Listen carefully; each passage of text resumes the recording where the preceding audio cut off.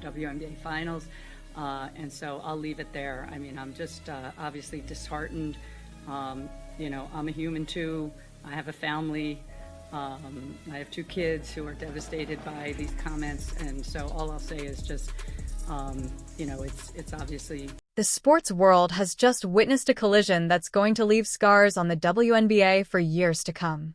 In a move that stunned analysts and rattled team owners, Commissioner Cathy Engelbert has officially declared the current collective bargaining agreement negotiations effectively dead in the water. This isn't a pause. It's a full stop, a complete breakdown in communication that signals a coming war between the league's front office and the talent that fuels it. While press releases point to structural disagreements and financial sustainability, insiders say the real story is far more personal and far more explosive. The domino that toppled this entire negotiation wasn't a spreadsheet or a revenue chart. It was a reported refusal from the one person the league simply cannot afford to lose: Cait Clark. For the first time, the golden goose has bitten back, and the fallout is threatening to rip the league apart at the exact moment it should be celebrating its greatest triumph. To understand just how serious this collapse is, you have to peel back the layers of what's unfolded over the last 18 months. Cait Clark's arrival didn't just boost ratings, it shattered the WNBA's entire economic model. Before she entered the league, the WNBA operated in survival mode. Revenue was limited, growth was slow, and players were conditioned to be grateful for incremental progress. The 2020 CBA was written for that version of the league, a league fighting just to stay relevant. But when Clark stepped onto the court, she brought a tidal wave of attention that erased the old rules overnight. Ticket prices surged by as much as 300% in the cities she visited. Television networks entered bidding wars that produced a historic media rights deal worth billions. The league was suddenly flooded with money. And yet, the players, the women actually creating this wealth, remained locked into contracts that still treated them like part-time employees. This disconnect turned locker rooms into pressure cookers. On one side, the league was boasting about historic growth and unprecedented valuations. On the other, players like Cait Clark, Angel Reese, and veterans such as Breanna Stewart were being told there wasn't enough money for private travel or fair revenue sharing. The hypocrisy became impossible to ignore. Players watched the commissioner stand at podiums, smiling about a bright future, while knowing that under the current agreement, they wouldn't see a single dollar of that new media money until at least 2027. The frustration was obvious, but for a long time it lacked a single voice powerful enough to force real change. The union was strong, yes, but the league controlled the checkbook. They needed leverage. They needed someone who mattered more to the bottom line than the owners themselves. They needed Cait Clark. The turning point came quietly, away from the cameras. Reports began circulating that the league approached its brightest stars for new marketing initiatives, campaigns meant to cash in on the massive influx of new fans. They wanted access. They wanted documentaries. They wanted Clark's image to sell the future of the WNBA. But this time, instead of compliance, they hit a wall. Sources say Clark, alongside a coalition of top-tier talent, effectively refused to participate in these off-court revenue generators under the current terms. It was a silent strike. Clark didn't need to say a word publicly. By simply withholding her participation from the league's marketing machine, she froze their ability to monetize her fame. The message was unmistakable. You don't get the Cait Clark business if you don't pay for the Cait Clark value. That refusal was the spark that burned down the negotiation table. Commissioner Cathy Engelbert, a figure known for her corporate background and measured, strategic approach, suddenly found herself cornered. She couldn't force players to promote a league they believed was exploiting them. The public announcement that negotiations were ending wasn't just an administrative update. It was a defensive maneuver. By declaring the talks over, Engelbert is attempting to seize back control of the narrative. She's signaling to the public and to team owners that she won't be pushed around by player power, even if that player happens to be the most popular athlete in America. But it's a dangerous bluff. By shutting down negotiations, she risks alienating the very workforce responsible for delivering the product. At its core, this dispute goes far beyond base salaries. It's about the equity model itself. In the NBA, players receive roughly a 50-50 split of basketball-related income. When the league makes more money, the players automatically make more money. WNBA players don't have that protection. Their revenue share only activates once the league hits specific, aggressively high benchmarks, targets that were nearly impossible to reach before Clark arrived. Now that those numbers are suddenly within reach, players are realizing those targets were a mirage. Owners are accounting for expenses in ways that keep the shared revenue pool artificially small. Clark's refusal to play along with the league's marketing demands puts a spotlight on this exact injustice. Why should she help generate hundreds of millions more when her own salary remains capped at a fraction of that? The math no longer adds up, and she knows it. And then there's the wild card complicating everything further: the unrivaled league. Breanna Stewart and Nafisa Collier have launched a 3-on-3 league that promises six-figure salaries and real equity for its players, adding an entirely new layer of pressure to an already volatile standoff. This alternative option has given WNBA players something they've never had before: a real plan B. If Cathy Engelbert shuts down the league or locks the players out, the stars now have somewhere else to go, somewhere that pays them what they're actually worth. Cait Clark is reportedly sitting on a massive offer there. Her refusal to cave to the WNBA's demands is reinforced by a simple reality: she no longer needs the WNBA to be rich or famous. That fact alone flips the power dynamic on its head. The commissioner is now negotiating with players who already have bags packed and private jets waiting. The timing of Engelbert's announcement matters, too. It came just as the Players Association officially opted out of the CBA. The opt-out itself was expected. The severity of the response was not. Typically, both sides release a joint statement promising constructive talks. Instead, the league declared negotiations over. That suggests the opening demands from the players, likely driven by the leverage of Clark's camp, were viewed as complete non-starters by ownership. We're likely talking about demands for charter flights for every team, dramatic salary cap increases, and possibly even retroactive bonuses to compensate for years of undervalued labor. Owners, long accustomed to running a league that operated at a loss, likely recoiled at the cost. But this time, the fans aren't backing the owners. Public sentiment has shifted sharply. For years, the go-to argument was simple: the WNBA doesn't make money, so the players can't be paid. That argument is dead. The media deals killed it. Fans see the sold-out arenas. They see the jersey sales. And they know the money is there. When fans hear that the commissioner is halting negotiations over a hardline stance against player demands, they don't see financial discipline. They see greed. Cait Clark has turned her popularity into leverage. She isn't just a player anymore, she's a movement. And by rejecting the old "be grateful" narrative, she's exposed league leadership as completely out of step with a new reality. The darker layer of this story involves the rumored bridge deal. There was speculation the league wanted a temporary agreement to keep things quiet until the new media money officially hits in 2026. It would have smoothed tensions and kept the cameras rolling. Clark's refusal to endorse that stopgap solution is likely what killed the talks. A bridge deal favors ownership. It buys time to shift numbers, mask revenue, and restructure costs. By demanding a full, comprehensive agreement now, the players are forcing owners to open their books today, not later. That level of transparency is the last thing the league wants. They prefer controlling the narrative. Clark's stance blew the door wide open. And looming over all of this is the charter flight saga.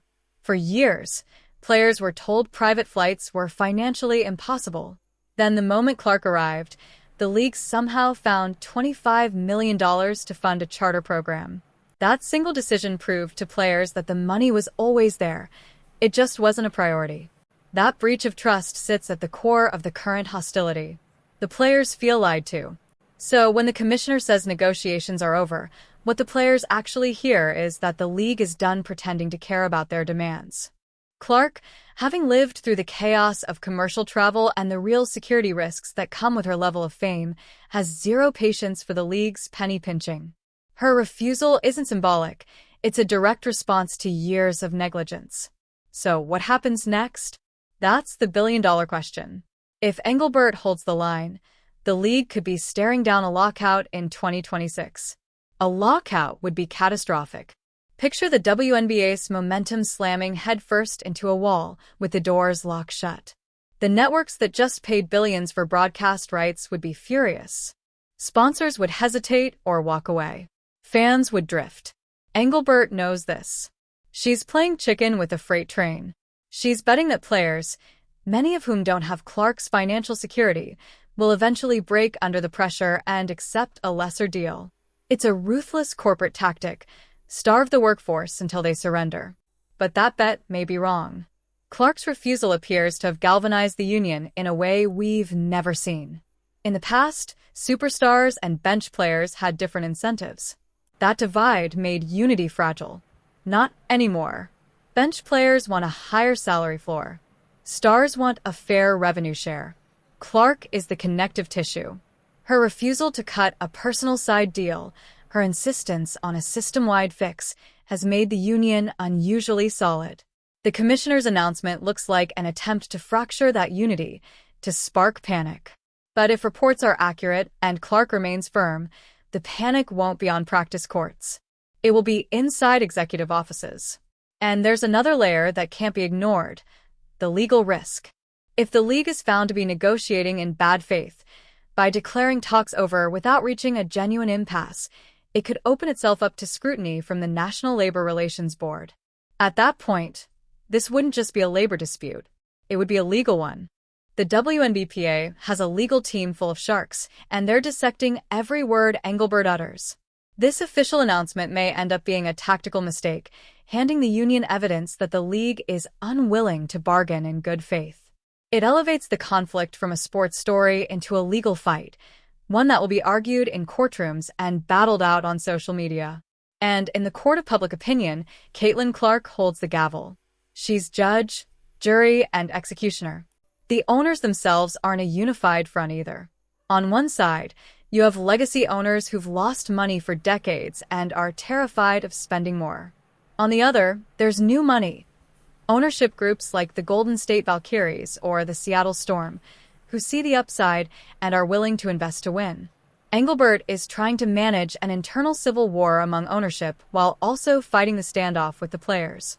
Clark's refusal exploits that fracture perfectly. The progressive owners want her on the court, selling tickets and driving momentum. They don't want a lockout. By withholding her cooperation, Clark is giving those owners leverage to pressure Engelbert into a deal. It's 4D chess, and the rookie is playing it like a grandmaster. Then there's the familiar narrative the league is likely to push: ungratefulness. Expect selective leaks to the press framing the players as greedy, comparing their demands to the average American salary. They'll try to cast Clark as a diva destroying the league that made her famous. But that strategy is dangerous. Clark's fame didn't come from the WNBA. She brought it with her. If the league attempts to smear her, they risk a full-blown fan revolt. Her refusal shields her from that trap. She isn't publicly demanding a specific dollar figure. She's simply disengaging. It's passive resistance, and it makes it nearly impossible for the league to paint her as the villain. We also have to acknowledge the generational shift this moment represents. For decades, female athletes were conditioned to simply be grateful that a league existed at all. The entire marketing strategy was built on gratitude. Cait Clark comes from a generation that rejects that premise outright. She emerged from the nil era of college sports, where she was earning millions before ever turning pro.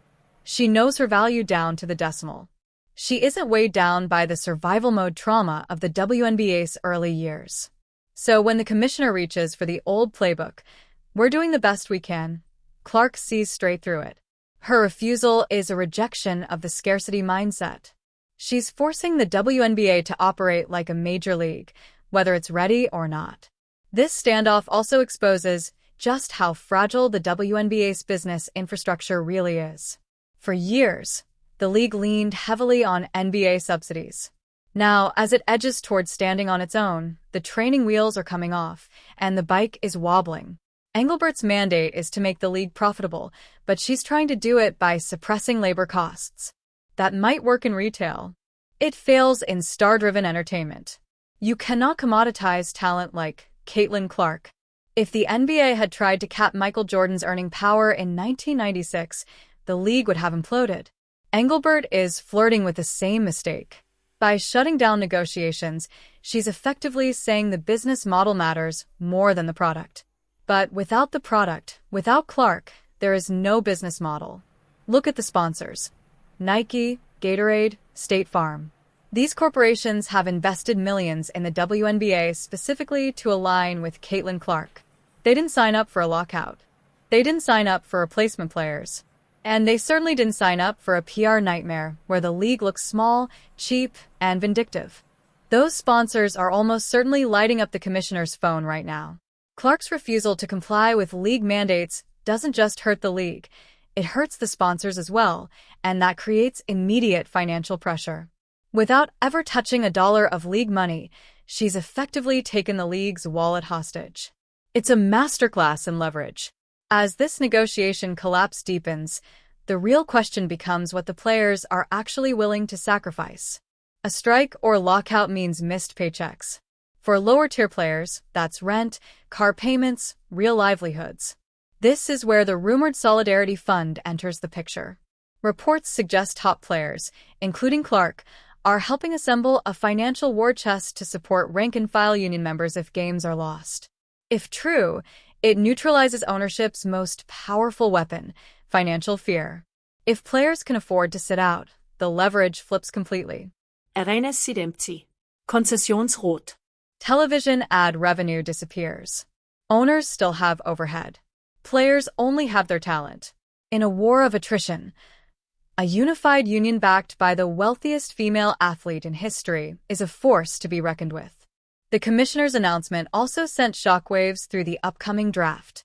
College stars weighing a jump to the WNBA are now watching a league in open turmoil. Why would the next Paige Buchers or Juju Watkins rush into a league at war with its own stars? This labor dispute doesn't just threaten a season, it threatens the entire future talent pipeline. If the WNBA starts to look like a dysfunctional workplace, alternative options, like the unrivaled league or European teams, become far more attractive for young stars. Clark's refusal sends a warning signal to the next generation. Don't sign until the terms are right. The ripple effects of this standoff could damage the league's recruitment pipeline for years, perhaps a decade. Now, let's examine the phrase, the end of negotiations. In labor terms, this often precedes a best and final offer, a tactic meant to force a deal on the players and dare them to strike. But that strategy assumes weakness. It assumes that without the WNBA, they are nothing. Cait Clark has already disproven that notion. She was a household name at Iowa. She will be a household name wherever she goes. The league needs to accept that they are no longer the gatekeepers of fame. The platform has shifted. Power now resides in the individual's brand, not the shield of the league. Engelbert is trying to fight a 20th century war in a 21st century media landscape. There's also a layer of personal animosity simmering beneath the surface. We've seen the hard fouls on the court, the heated social media exchanges, and the intense rivalry narratives. But behind closed doors in union meetings, those rivalries vanish. When it comes to the CBA, Angel Reese and Cait Clark are aligned. Both are fighting a system that profits off their rivalry while underpaying them. This refusal is likely a coordinated effort. If Clark is holding firm, you can bet Reese, Wilson, and Stewart are standing right behind her. The commissioner isn't battling one rogue player, she's up against a unified front.